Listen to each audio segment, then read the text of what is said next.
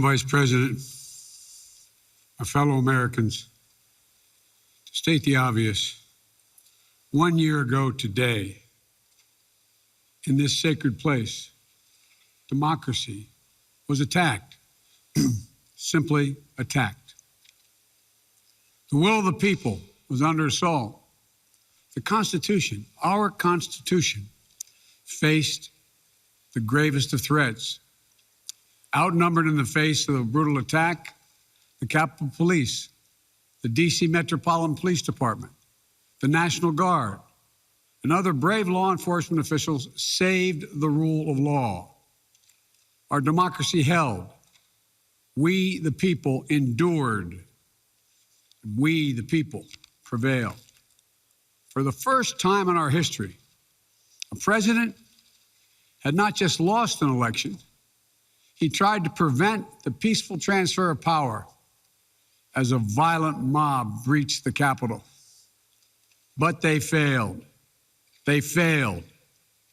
And on this day of remembrance, we must make sure that such attack never happens again.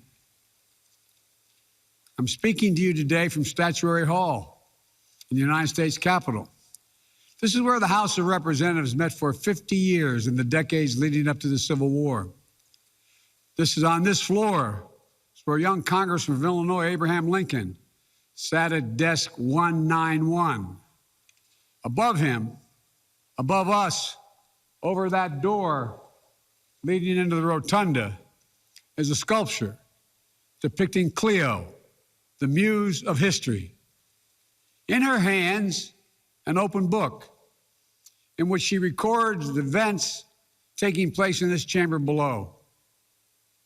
Cleo stood watch over this hall 1 year ago today, as she has for more than 200 years. She recorded what took place, the real history, the real facts, the real truth, the facts and the truth that Vice President Harris just shared, and that you and I and the whole world saw with our own eyes. The Bible tells us that we shall know the truth, and the truth shall make us free. We shall know the truth. Well, here is the God's truth about January 6, 2021. Close your eyes. Go back to that day. What do you see? Rioters rampaging, waving for the first time inside this Capitol, Confederate flag that symbolized the cause to destroy America, to rip us apart.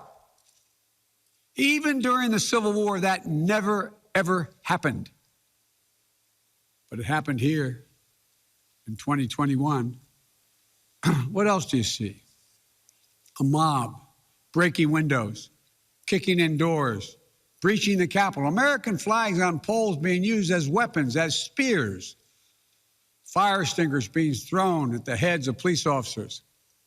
A crowd that professes their love for law enforcement assaulted those police officers, dragged them, sprayed them, stomped on them.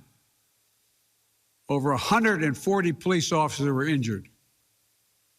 We all heard the police officers who were there that day testify to what happened. One officer called it, quote, a medieval battle, and that he was more afraid that day than he was fighting the war in Iraq. They've repeatedly asked since that day, how dare anyone diminish, belittle, or deny the hell they were put through? We saw with our own eyes. Rioters menaced these halls, threatening the life of the Speaker of the House, literally erecting gallows to hang the Vice President of the United States of America. But what did we not see? We didn't see a former president who had just rallied the mob to attack, sitting in the private dining room off the Oval Office in the White House, watching it all on television and doing nothing for hours as police were assaulted, lives at risk, the nation's capital under siege. This wasn't a group of tourists. This was an armed insurrection. They weren't looking to uphold the will of the people. They were looking to deny the will of the people. They weren't looking to uphold a free and fair election. They were looking to overturn one. They weren't looking to save the cause of America. They were looking to subvert the Constitution. This isn't about being bogged down in the past. This is about making sure the past isn't buried. That's the only way forward. That's what great nations do. They don't bury the truth. They face up to it. Sounds like hyperbole, but that's the truth. They face up to it. We are a great nation. My fellow Americans, in life there's truth, and tragically there are lies. Lies conceived and spread for profit and power. We must be absolutely clear about what is true and what is a lie. And here's the truth. The former President of the United States of America has created and spread a web of lies about the 2020 election. He's done so because he values power over principle, because he sees his own interest as more important than his country's interest, than America's interest, and because his bruised ego matters more to him than our democracy or our Constitution. He can't accept he lost, even though that's what 93 United States senators, his own attorney general, his own vice president, governors and state officials in every battleground state have all said. He lost. That's what 81 million of you did as you voted for a new way forward. He has done what no president in American history, the history of this country, has ever done. He refused to accept the results of an election and the will of the American people. While some courageous men and women in the Republican Party are standing against it, trying to uphold the principle of that party, too many others are transforming that party into something else. They seem no longer to want to be the party of Lincoln, Eisenhower, Reagan, the Bushes. But whatever my other disagreements are with Republicans who support the rule of law and not the rule of a single man, I will always seek to work together with them to find shared solutions where possible. Because if we have a shared belief in democracy, then anything is possible, anything. And so at this moment, we must decide, what kind of nation are we going to be? Are we going to be a nation that accepts political violence as a norm?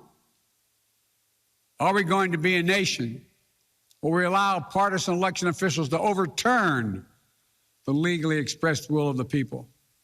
Are we going to be a nation that lives not by the light of the truth, but in the shadow of lies? We cannot allow ourselves to be that kind of nation. The way forward is to recognize the truth and to live by it. The big lie being told by the former president and many Republicans who fear his wrath is that the insurrection in this country actually took place on Election Day, November 3rd, 2020. Think about that. Is that what you thought? Is that what you thought when you voted that day?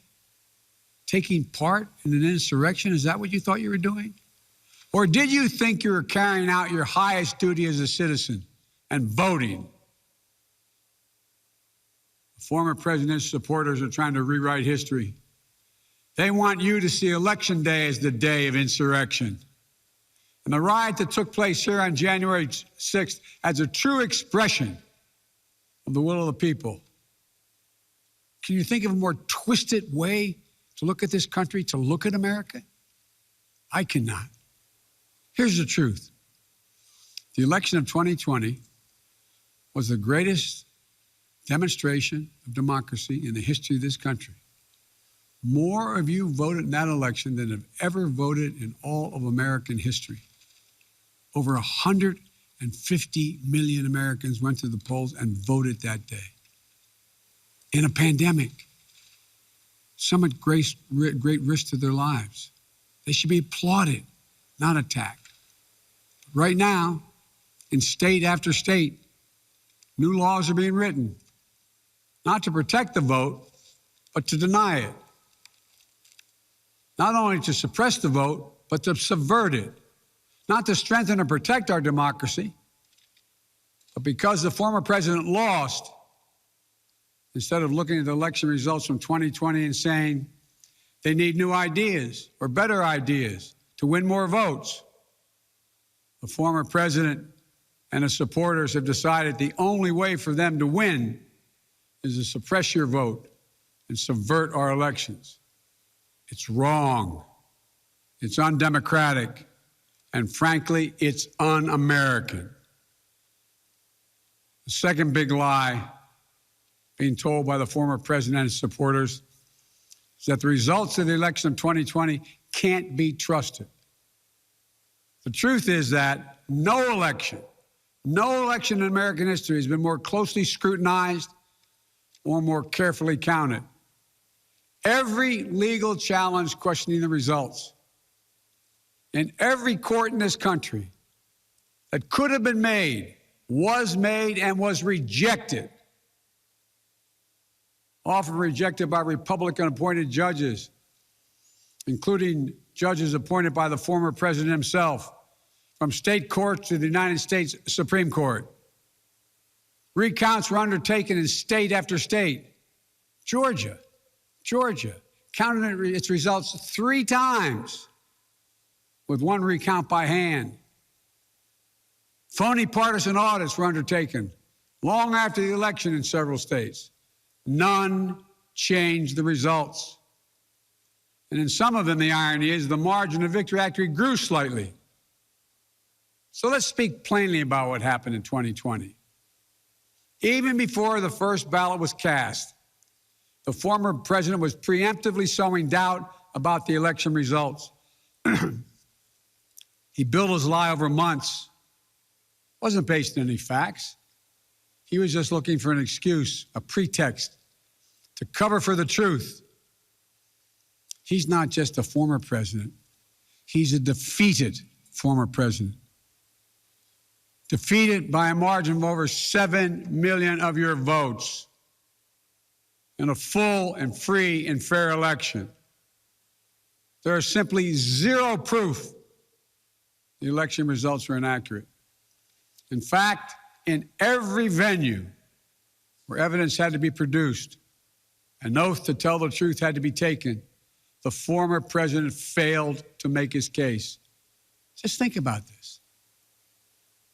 The former president and his supporters have never been able to explain how they accept as accurate the other election results that took place on November 3rd. The elections for governor, United States Senate, House of Representatives. Elections which they closed the gap in the House. They challenged none of that.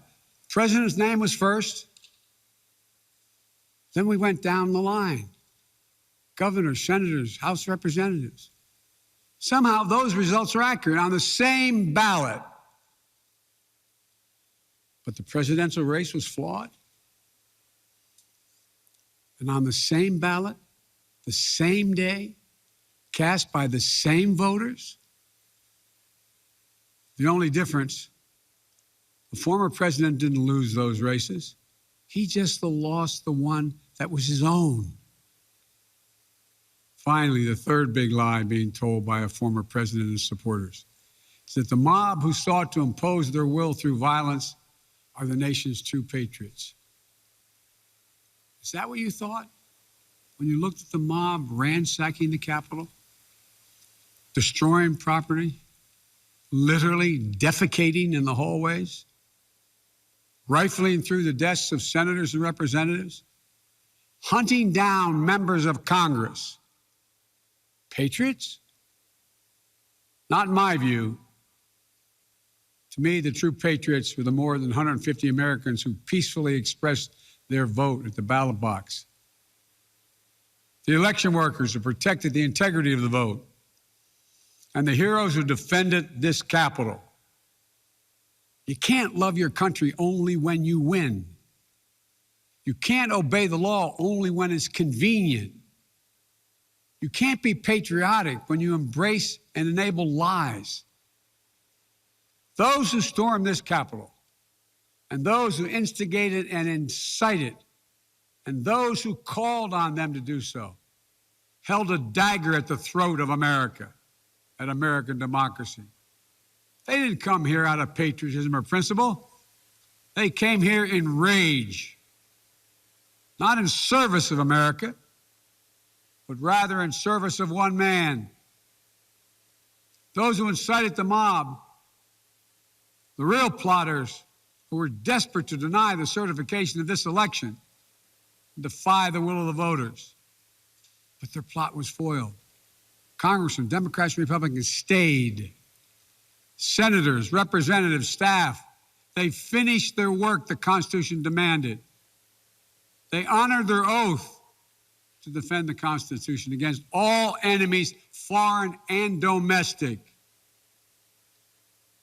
Look, folks, now it's up to all of us, to we the people, to stand for the rule of law, to preserve the flame of democracy, to keep the promise of America alive. The promise is at risk, targeted by the forces that value brute strength over the sanctity of democracy, fear over hope, personal gain over public good. Make no mistake about it, we're living at an inflection point in history, both at home and abroad. We're engaged anew in a struggle between democracy and autocracy, between the aspirations of the many and the greed of the few, between the people's right of self-determination and the self-seeking autocrat. From China to Russia and beyond, they're betting that democracy's days are numbered. They've actually told me democracy is too slow, too bogged down by division to succeed in today's rapidly changing, complicated world. And they're betting America will become more like them and less like us. They're betting that America is a place for the autocrat, the dictator, the strongman. I do not believe that. That is not who we are. That is not who we have ever been. And that is not who we should ever, ever be. Our founding fathers, as imperfect as they were, set in motion an experiment that changed the world, literally changed the world. Here in America, the people would rule.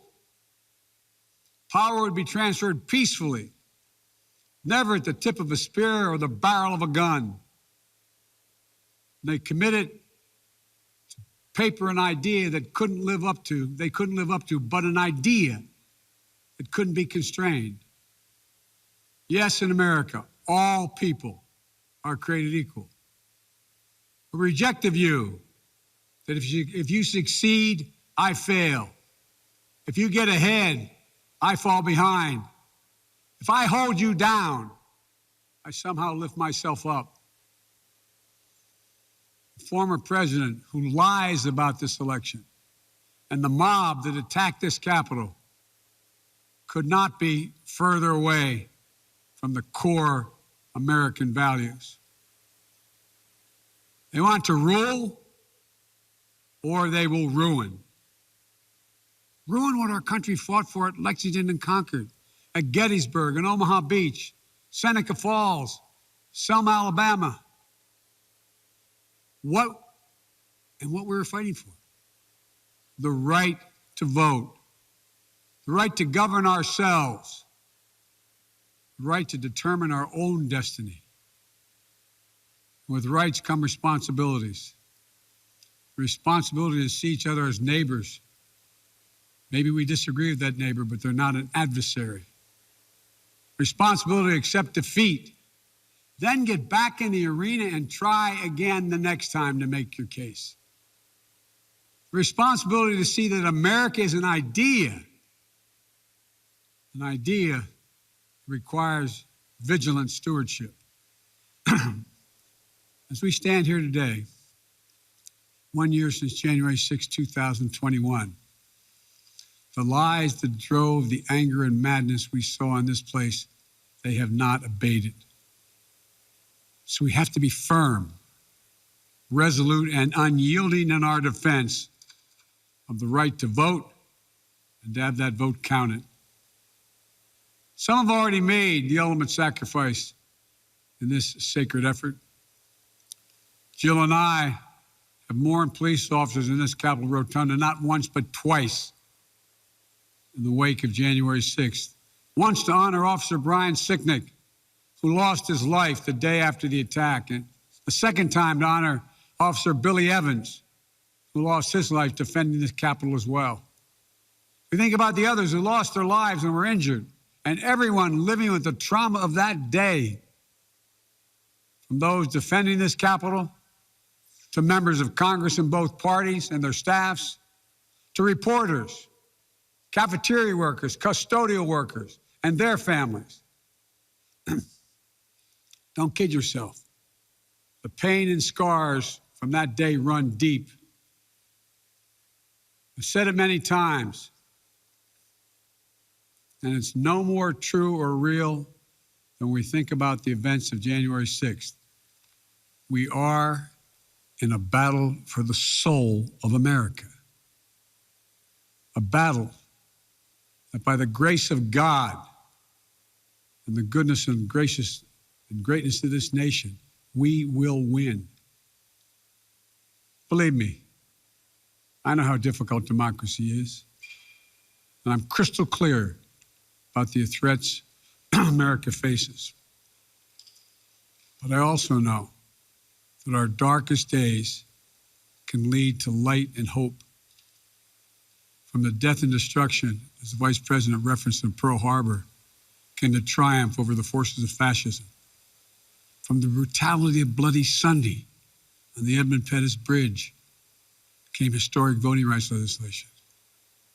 So now let's step up, write the next chapter in American history, where January 6th marks not the end of democracy, but the beginning of a renaissance of liberty and fair play. I did not seek this fight brought to this Capitol 1 year ago today, but I will not shrink from it either. I will stand in this breach. I will defend this nation, and I will allow no one to place a dagger at the throat of democracy. We will make sure the will of the people is heard, that the ballot prevails, not violence, that authority in this nation will always be peacefully transferred. I believe the power of the presidency and the purpose is to unite this nation, not divide it, to lift us up, not tear us apart. To be about us, not about me. Deep in the heart of America burns a flame, lit almost 250 years ago, of liberty, freedom, and equality. This is not a land of kings or dictators or autocrats. We're a nation of laws, of order, not chaos, of peace, not violence. Here in America, the people rule through the ballot, and their will prevails. So let us remember, together, we're one nation, under God, indivisible. That today, tomorrow, and forever at our best, we are the United States of America. God bless you all. May God protect our troops. And may God bless those who stand watch over our democracy.